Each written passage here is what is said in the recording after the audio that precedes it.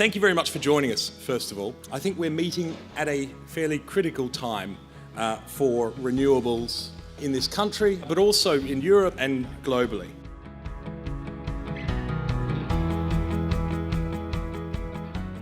Now's a critical time for the industry.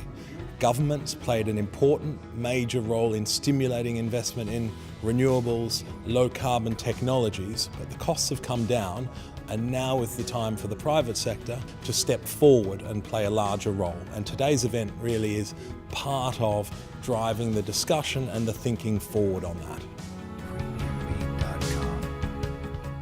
These events are really useful, really interesting because of the diversity of views of the different people that come along and speak and participate. It's not often that the finance community, the developers, the economic analysts and the policymakers all come together in one room. I think these events really help create a dialogue and create I suppose a free exchange of ideas that helps move industry forward. So do you think the Climate Change Act has been a success? Oh yes, I think it's certainly been a success, and I think one knows that by the number of other countries that are following us in doing it and indeed continue to do so. I think the most important point made today is to reinforce the fact that onshore wind is the lowest cost generation available to the UK today.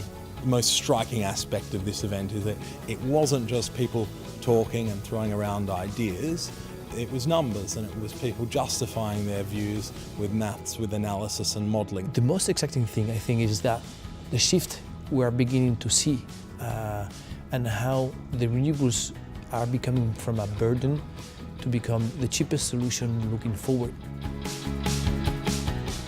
I think I'd like the audience to take away absolute confidence that we can beat climate change, and absolute certainty that it means a lot more work now, and if we do it now, it'll be a lot cheaper than what we will have to do later on. The event today was very enjoyable. The panel was exceptionally high quality, and the Aurora speakers and the level of analysis that they do is excellent.